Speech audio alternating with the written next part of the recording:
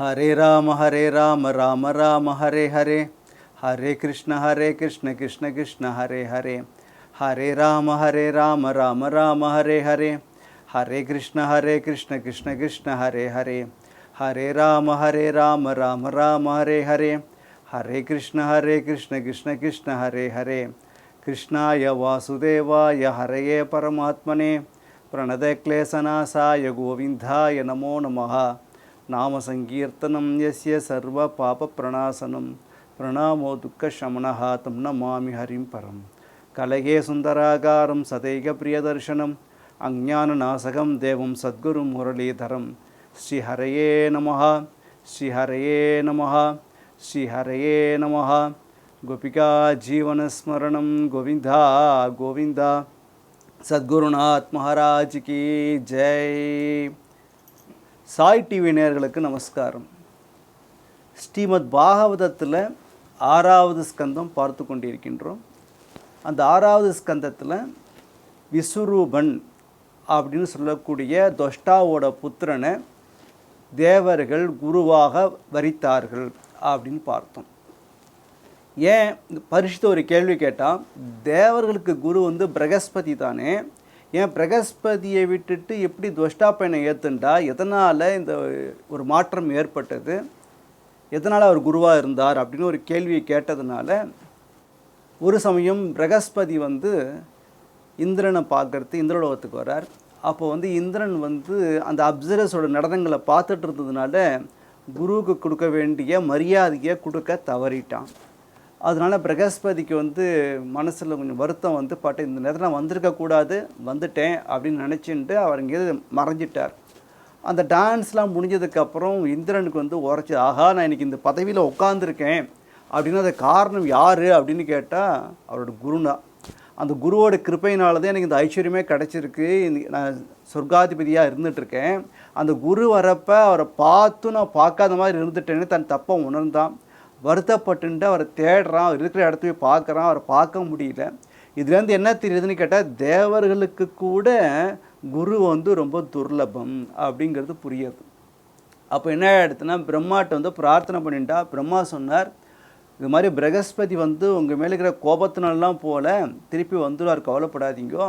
அது வர வரைக்கும் தற்காலிகமாக துவஷ்டாவோட புத்திரனான விஸ்வரூபன், அந்த விஸ்வரூபனுக்கு 3 தலை, அந்த விஸ்வரூபனை நீங்கள் குருவாக வரிச்சிங்கோ, ஆனால் அவருக்கு எல்லாமே தெரியும் அப்படின்னு சொன்னதும் நேராக விஸ்வரூபன்ட்ட தேவருக்கெல்லாம் பிரார்த்தனை பண்ணிக்கிறா.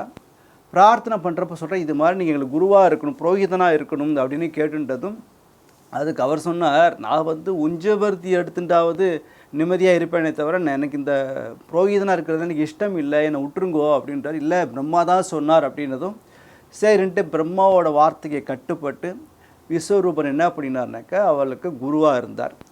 குருவாக இருந்து நாராயண கவச்சம்னு சொல்லக்கூடிய ஒரு மந்திரத்தை அவர்களுக்கு உபதேசம் பண்ணி, அந்த நாராயண கவச்சத்தின் மந்திரத்தின் மூலமாக சுக்கராச்சாரியரோட அந்த பலத்தெல்லாம் ஃபுல்லாக இழுத்துட்டார். இழுத்து அசுரர்களுக்கு தெம்பு இல்லாமல் பண்ணி அவர்களை தோக்கிற மாதிரி பண்ணினார். திருப்பியும் தேவர்களுக்கு ஜெயம், திருப்பியும் தேவலோகத்தை கைப்பற்றிட்ட தேவர்கள்.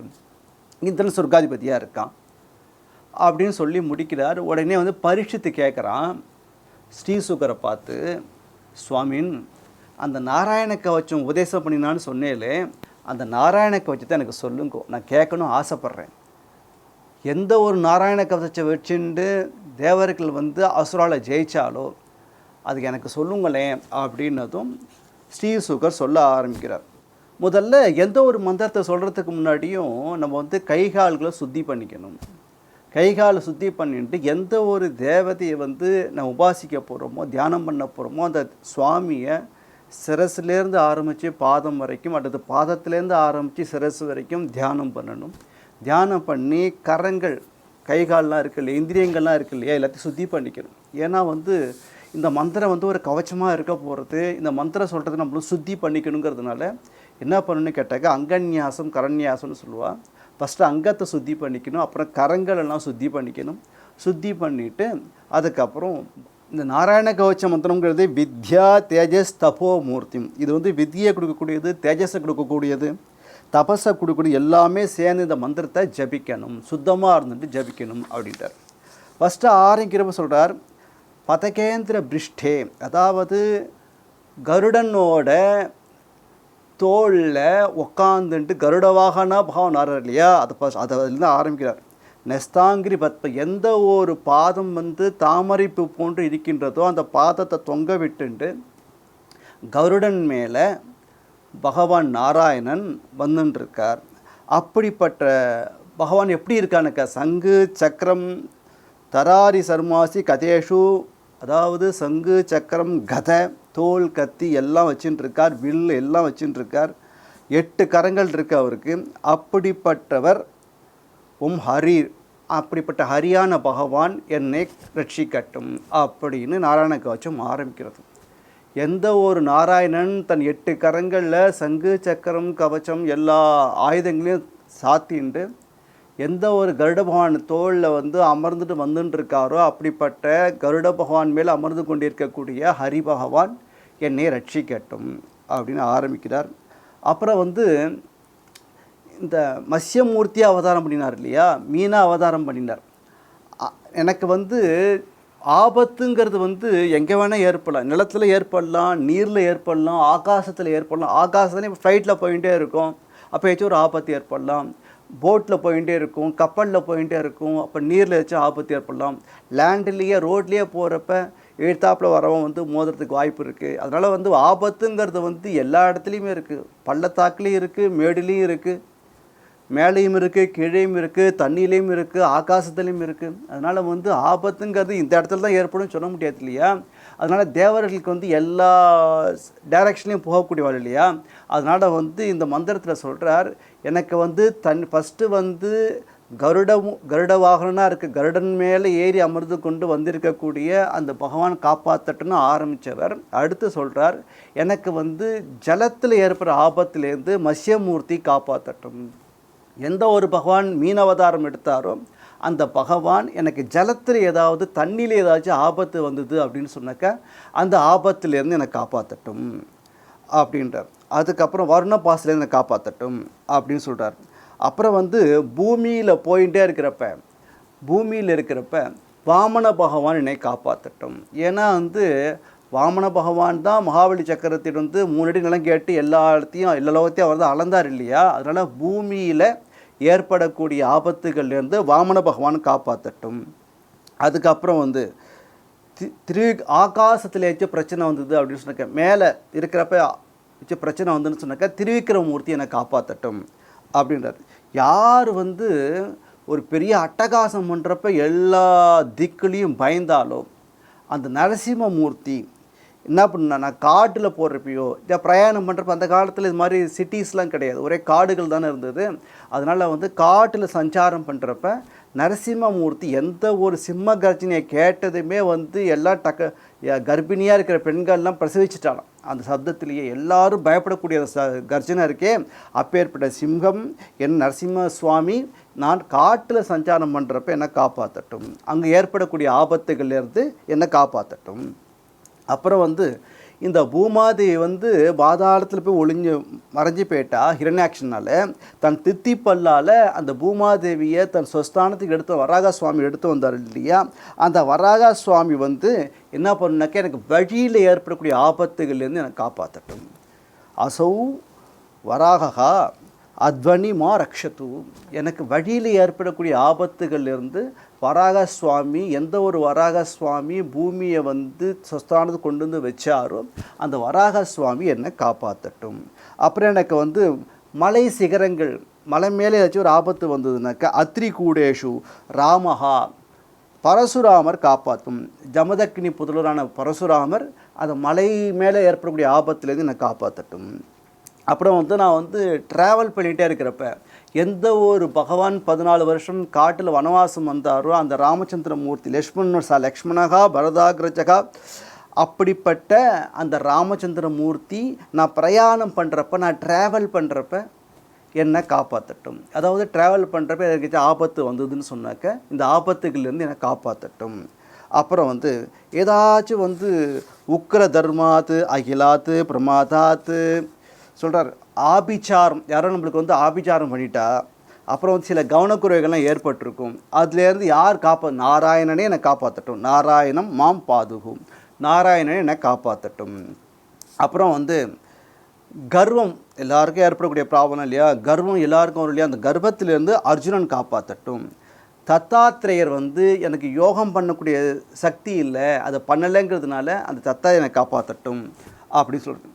யோகம் பண்ணாமல் இருக்கேன் இல்லையா, அந்த ஒரு சங்கடம் தீர்றதுக்கு தத்தாத்திரேயர் காப்பாற்றட்டும்.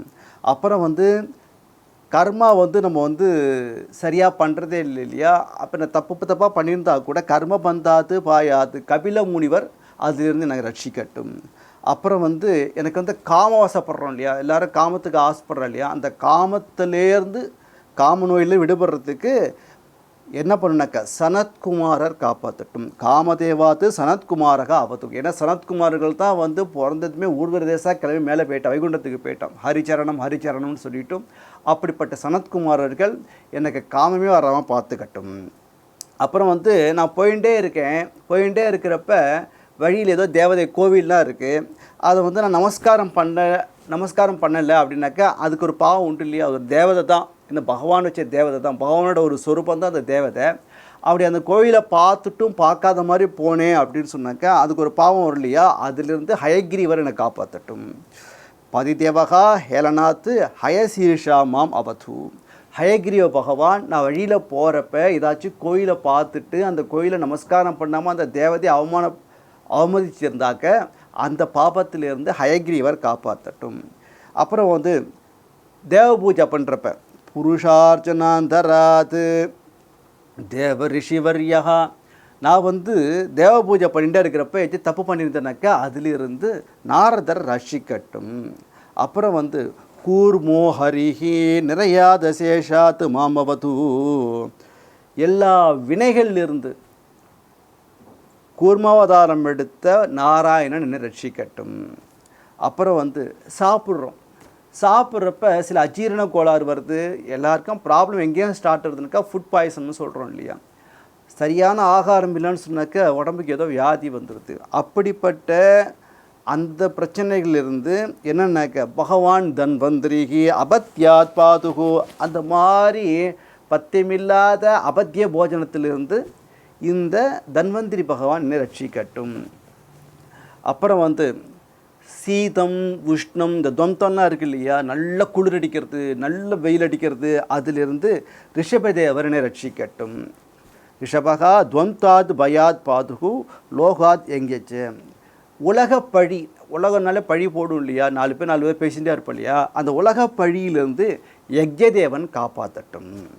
அப்புறம் வந்து ஜனாந்தாத்து, இந்த ஜனங்களில் என்ன பண்ணுவான்னு கேட்டக்க கிருதாந்தாத்து, நிறையா தொந்தரவு கொடுத்துட்டே இருப்பாள் இல்லையா, அந்த தொந்தரவுலேருந்து விடுபடுறதுக்கு பலபத்ரன் காப்பாற்றட்டும் அப்படின்ற. ஜனங்கள் தொந்தரவுலேருந்து காப்பாற்றுறதுக்கு பலபத்ரன் காப்பாற்றட்டும். அப்புறம் வந்து இந்த நிறையா இந்த பாம்புக்கு டக்குன்னு கோபம் வந்துடும் இல்லையா, குரோதவசாத்து கனாத்து அஹீந்திரகாவதாத்து, கோபம் பாம்புகளுக்கு சர்ப்பங்களுக்கெல்லாம் சட்டுன்னு கோபம் வந்துடும். அந்த சர்ப்ப கூட்டத்திலிருந்து பாம்புகளுக்கெல்லாம் அரசனுக்கு ஆதிசேஷன் என்னை ரட்சிக்கட்டும் அப்படின்னு சொல்கிறார். அப்புறம் வந்து யாருக்குமே எல்லாம் என்ன பண்ணிகிட்டு இருக்கோம் அப்படின்னு கேட்டாக்க, ஞானம் வந்துடுத்துன்னு சொன்னாக்கா லோகத்தில் ஒட்ட மாட்டோம், அஞ்ஞானம் இருக்கிறதுனால தான் வந்து லோகத்தில் காரியங்கள் பண்ணிகிட்டு இருக்கோம்.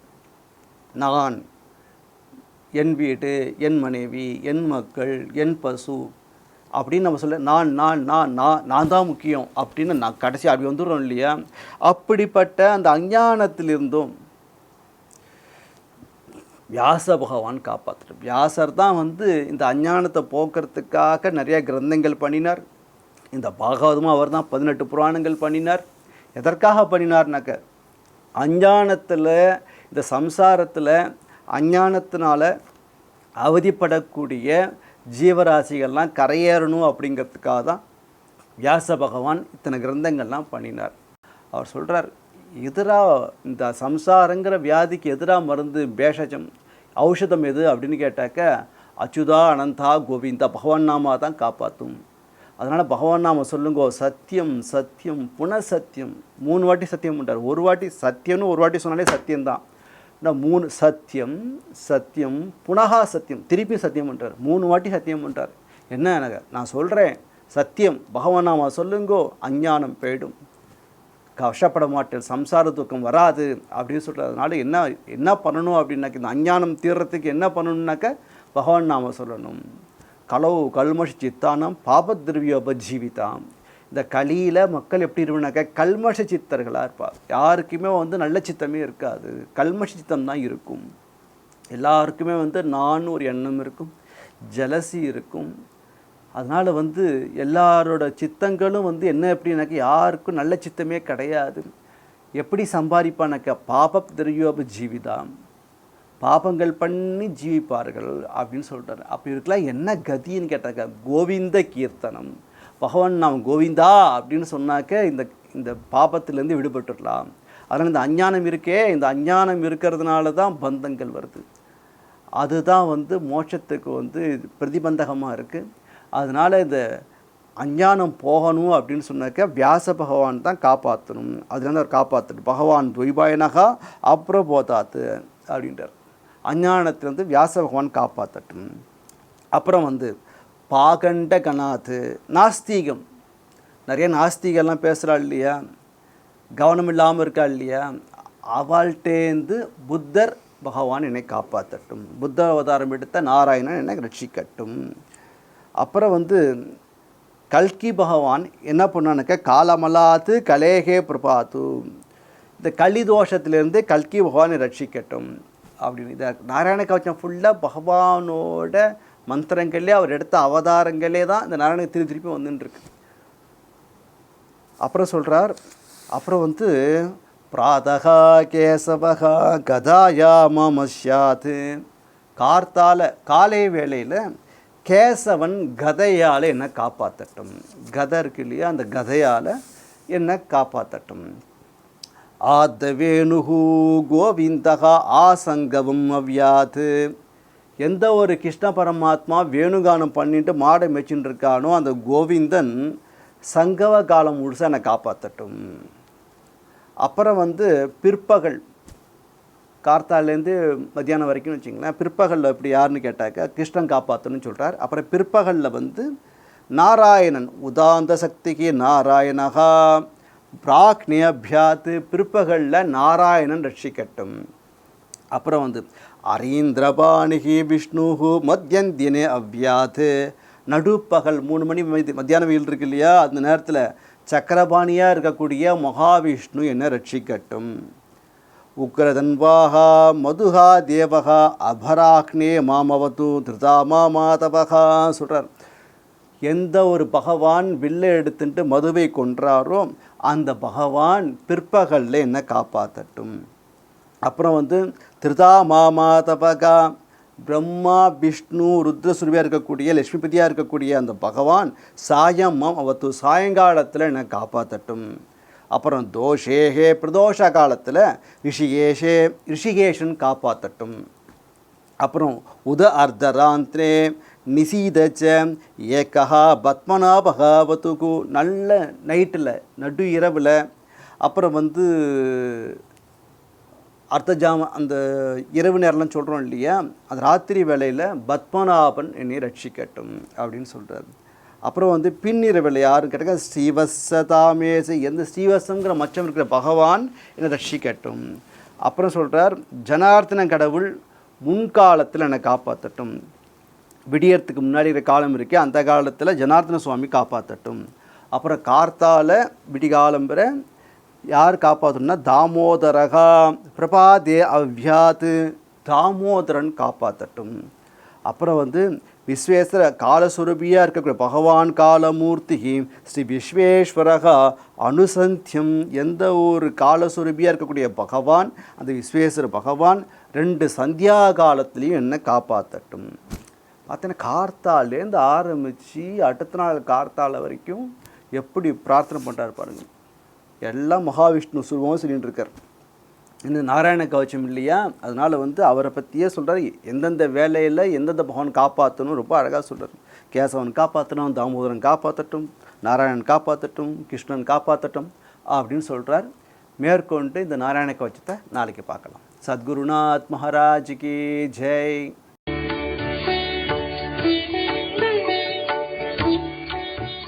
தமிழில் முதல் பக்தி சேனல் சாய் டிவி.